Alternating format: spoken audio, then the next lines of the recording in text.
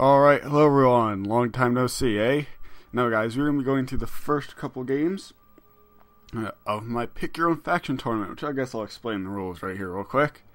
So basically, there's pretty standard tournament rules, nothing that exciting there. However, there is one big difference, which is what makes it unique. Is that when you and your opponent come together and about to do your matches, you don't pick your own factions, oh no. You pick your opponent's factions.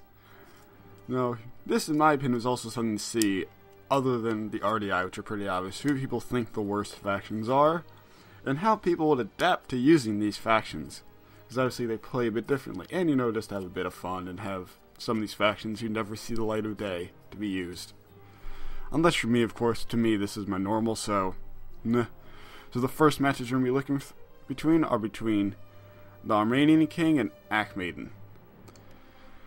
The Armenian King is playing as Pergamon, and Acmadien is playing as Athens.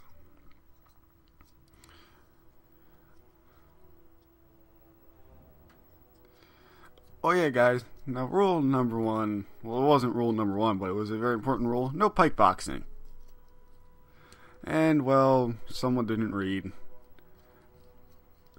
6 pikemen, I'll just leave it there to who you guys think was the one that did it.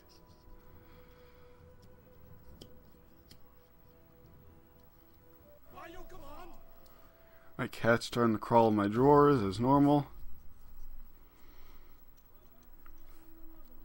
Now the Armenian King brought 6 hoplites, a Ajama spear, I believe I only brought one yet. A Ajama spear is his general, 4 Galatian swords, 2 Thurio spears, 2 Hippeus lancers, and 2 citizen cav. And 3 skirmisher cavalry, which, believe it or not, skirmisher cavalry and Tarentines can also be very useful, depending on who you're fighting. And if you can use them well, they can cause a lot of damage. Now, Acmadien over here with his fancy pike box brought 6 pikemen, 3 or 4 picked hoplites, 2 Thurio spears, 2 Tarentine cav. My cat just jumped on my desk.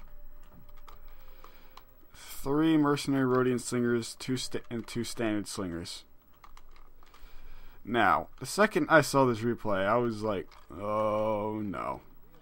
Oh no. Because other than, he doesn't have many skirmishers, Armenian King doesn't. However, I gotta say, Armenian King is probably one of my favorite multiplayer players. I would probably even put him above myself, which my cat's knocking things down behind my screen. Great. Now, I'm gonna speed this up a bit because I watch all these games in advance, so I need to I know where I need to speed up for things. Because a lot of times people just, that was a very odd effect. People just didn't want to attack each other at all. What is my trying to look out my window. I have my desk right up against the bedroom window. My cat likes to sit on the back and look at it. So you can look at the street and the horses right across from my house. Yes, I do in fact live next to a horse farm.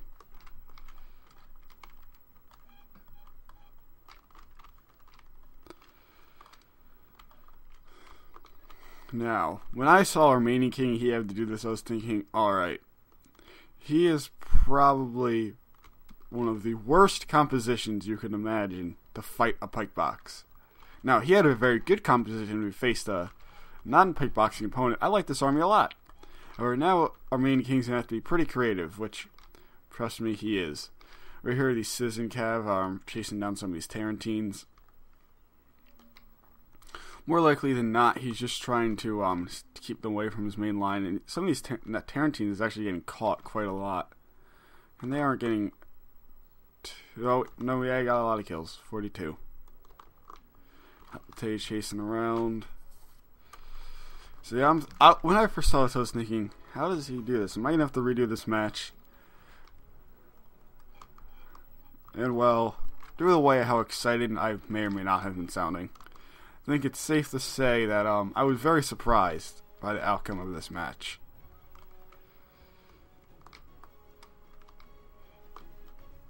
what was there? There's a lot light. Oh, then there's one light hoplite, which light hoplites are actually very useful if you chase down skirmishers, because them and Thurios hoplites move a lot faster than standard hoplites, and they are actually useful despite what some people may think. However, it would have to be versus the nomadic factions. They're actually pretty useful. Or just use them as a quick somewhere that to just fill in a gap or somewhere like that. Don't know why that Thurios spearmen did in the square formation, because now they're not throwing their spears. Now this is where I started getting intrigued. At first I was thinking, why is he putting his hoplites in a column like that? It did not occur to me for quite some time into why he's doing this.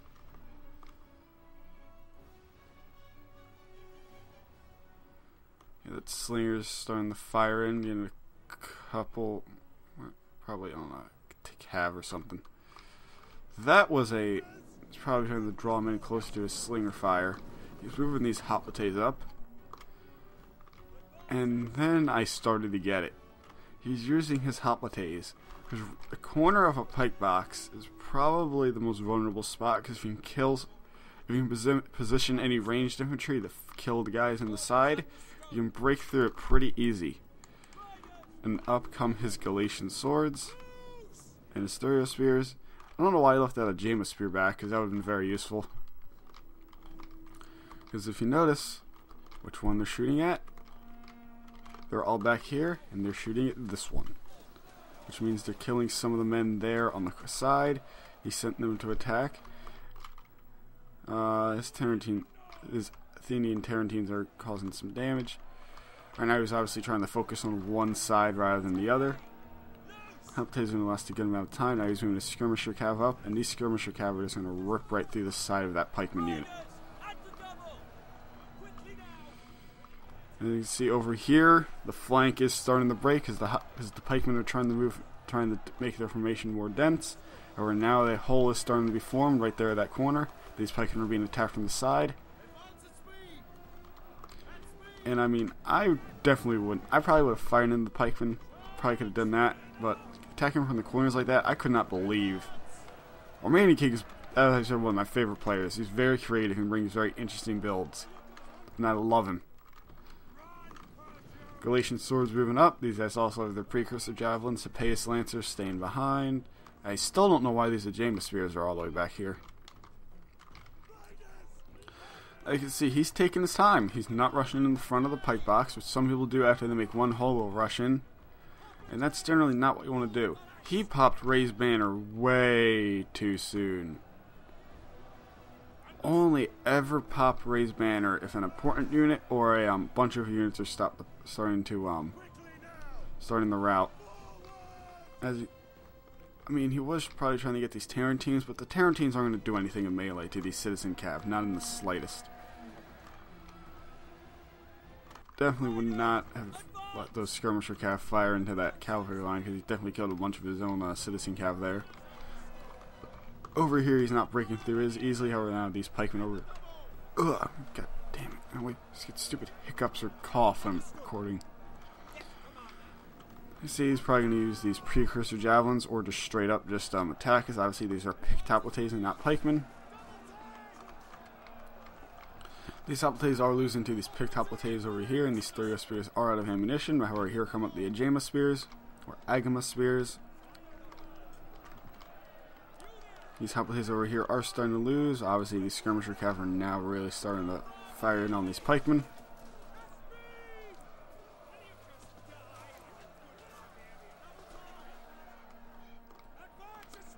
These Thurios spears are... oh, they are firing.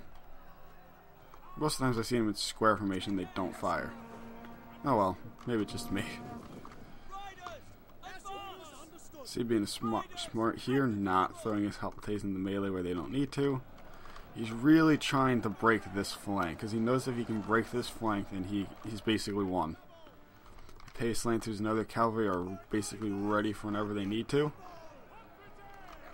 Looks like over here he's trying to use the precursor javelins on his Galatian swords.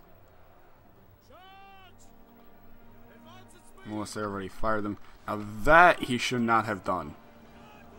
he should not have advanced his pike line like that. So now there is a gap right here that there we go, pikemen are turned around so he can charge some of his skirmisher cav in. There's a hole in there now. He should not have done that. But to be honest, he didn't have many choices at that point. So now these cavalry and these infantry are just starting to rip it apart. A James Spears got a good amount of kills and still have more javelins.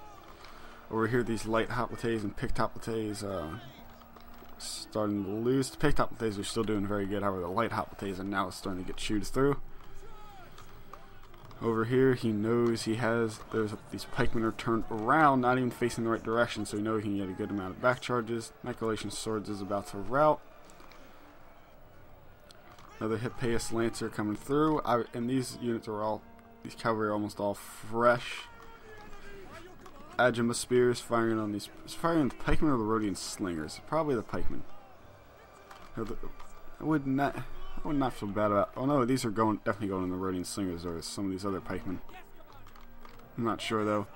Another pikeman about to rout. He obviously pulls his cav back because those pikemen did end up turning around.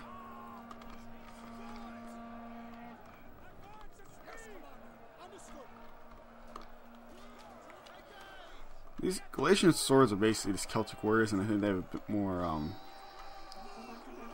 remember exactly what it is. I think it's less charge bonus and more melee defense. It's the only difference is these picked hoplites over here are getting cycle charged by these Hippeus Lancers. Yeah, and these picked hoplites are lasting forever, and even these light hoplites are lasting for a very long time. But to be fair, they are getting more of a flank attack on them. There you go, now popping Raise the Banner. Now I would kind of agree with popping it.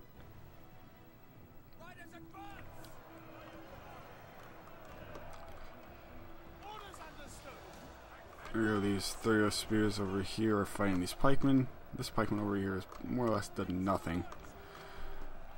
He is having a bit of a blobbing problem right here. However, he's really trying to rout some of these units, because if we can do that, there you go. He's just completely open here, and you can just gut him from right in the inside.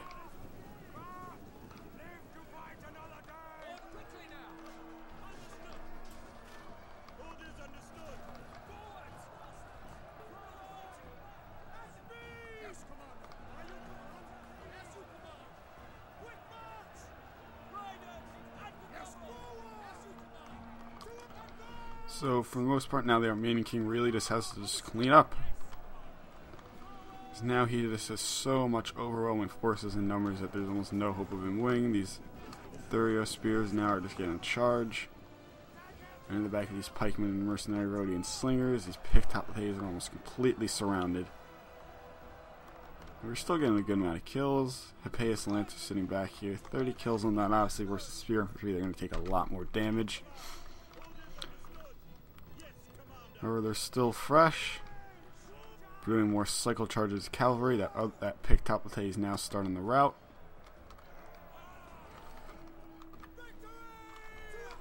That general is still going strong.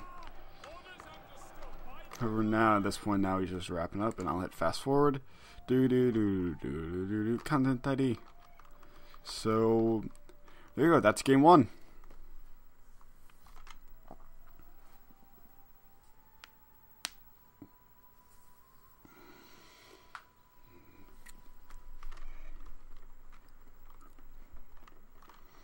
And that is 1 point for the Armenian king. So guys, the way I'm going to do all these videos is that for every round I'm going to do... Just probably stop knocking things on my desk. Is that for every round I'm going to... Words. I'm going to do all the matches in one video. So it'll be like, the title of this video is probably going to be like Armenian king versus Acmadien. And stuffs. So yeah, every video you see that comes out for this will be all the games that the two players do. So I'm going to skip right to the next game. I'll see you in a second. Hello everyone, this is game number 2 between Armenian king and Acmadien. The Armenian king is playing as Athens, which personally he has used this build that he's using right now against me, and No, it was not against me. It was against Eastern Warlord. However, I spectated the game. And Acmadien is playing as the Lusitani. Now, this Athenian build is 6 Hippeus Lancers, 4 Slingers, 3 Mercenary Rhodian Slingers, 4 Slingers, and 6 Militia Hoplites. Don't ask me how he came up with that. And this Lusitani build, I'm going to have to wait to see it until he comes out of the woods, because there's a lot of fast forwarding in these games. It's mostly because some of these builds, no one wants to engage each other, because they're not sure how to do it. Oh, and I'm pretty sure almost every match has Athens in it.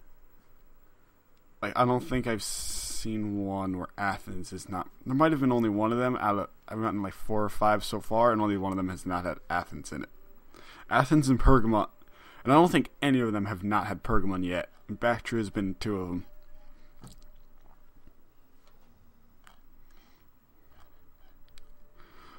You know, some of these builds that people are making are very interesting, because not only do they have to think of, oh my god, how would I make a good build for this army? But at the same time they're thinking, alright, what kind of build would my opponent bring as his faction against mine that I need to bring versus his? Like, I mean, Bactria versus Iceni. Who, number one, you never see that matchup ever. And both of them basically going, so what do I do? Later on, there's a Bactria versus Iceni match, and I think there's most of the Bactria matches are funny because people just don't know what to bring for them. So yeah, here comes up the Lusitani, and this Lusitani build is the way I like to do my Lusitani build. So I basically just don't bring any cavalry, because as the Lusitani, you can definitely afford not to bring cavalry. You have great spear units. You have a lot of precursor precursor javelins. You have veteran shield warriors and Lusitani nobles, which are amazing units. You have almost no reason to bring cavalry. And obviously you have Iberian slingers and Balearic slingers. And Balearic slingers are obviously natively part of your roster. So bringing cavalry as Lusitani is not something you necessarily need to do. However, generally you want to keep some spear units back here too. And generally I would actually don't like bringing as many skirmishers as the Lusitani. I like to bring more Iberian swordsmen. And also because Lusitani guerrillas, they also have their spear in it, and they have precursor javelins. And obviously they only have 10 armor, which I think is just their shield value. However, another thing, Iberian tribesmen are also better to bring more than less Scutari spearmen. However, it obviously depends on the build you're bringing. And versus Athens, I definitely would not expect 6 Hippeus Lancers. So yeah, they play the reposition game for a while, just trying to each get favorable terrain. There is a very, very slight uphill up that way toward the Lusitani, however, it's not going to make a difference. Obviously, their main king has the road over here, which means his units will move a bit faster. A factor that I've yet... Oh, and there's also, looks like there's a Tarentine hidden amongst the taller pines. So now, ideally, the Armenian king doesn't... And there's a Cantabrian cavalry, because I always miss the stupid missile cavalry. Because I was sending that one slinger off versus the Cantabrian cavalry. Now, the Armenian king really does not want to be the one who initiates combat. He definitely wants a Lusitani to be the person who does it, because obviously he pops this Hoplite wall. Or, that's what it's called, right? Yeah, Hoplite wall. I haven't done any multiplayer games in a while. I've watched a lot of them. Haven't played any in a while. Busy with school, other stuff. Having a bookmarked page on Google Chrome of how many days there are till the 17th, which, by the way, I have a arranged sickness on that day, if you know what I mean. So expect quite a bit of Attila content the day it comes out. And also, I'm participating in a tournament the day Attila comes out for Attila, so I will hopefully also have gameplay out for that. And I'm not sure if I mentioned another one of my videos, which now that I think about it, I definitely have. I'm going to be playing as the Western Roman Empire. which I think should be lots of fun. I enjoyed watching the Toronto Vikings Let's Play, and I'm really enjoying how it's looking because we didn't have this much like gameplay, and all YouTubers getting the preview builds of the game this early, so that's pretty good. Someone's coughing in my house, great. Obviously, Lusitani players bringing in some of his more of his infantry. Iberian swordsman is causing a lot of damage. That mercenary Rhodian slinger just got picked off by those Balearic slingers.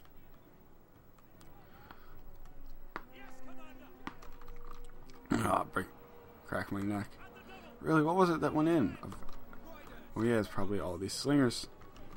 Because really, these militia hoplites, they're not going to be able to kill any of these on their own. Like, none of them. They can't. However, what they can do is they can hold them down just long enough to where these slingers and these Hippeus lancers can cause a lot of damage. Which is really what he's doing with these Hippeus lancers right now.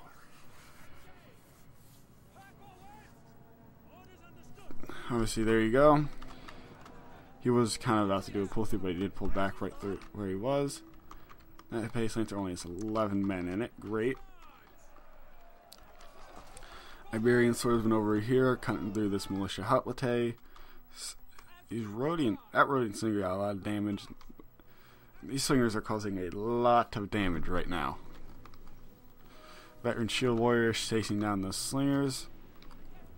That Lusitani noble's kind of just sitting there doing nothing. And the big thing about Armenian King's build is you can't catch them. The slingers and the Hippeus lancers, and it'll kite you to high hell. So even after you cut through these militia hoplites, you're not going to be able to do much else. Now, because this takes forever without anything happening, I'm going to fast forward it 3 times, and we will watch the rest of the replay. It basically just entails Armenian King being Armenian King and just constantly circle charging everything he can, and just keep skirmishing with his slingers.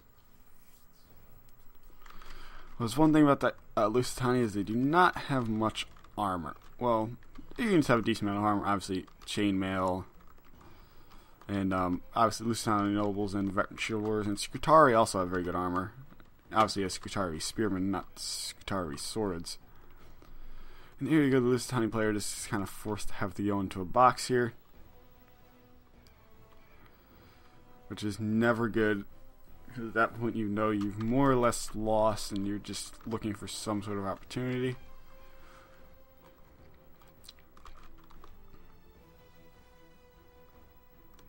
How do you get a Scutari spearman to be like in loose formation? Did I miss some update to the game or something? You know what? I guarantee you that button is there and I never press it. Guarantee. So these slingers are causing some extra havoc. Other slingers are causing some havoc too. And I think he's really just trying to pick off some of his heavier sword units. Just trying to get a charge in with that Hippeus lancer who pulls back because he knows he's probably going to get caught. Another Iberian swordsman routs. A wavering army loses. So guys, that was round 1 of Armenian King versus Acmadien. Armenian King takes the victory and is moving on to the next round. So I'll have more of the games coming out later this week, and I'll catch you all later. Peace!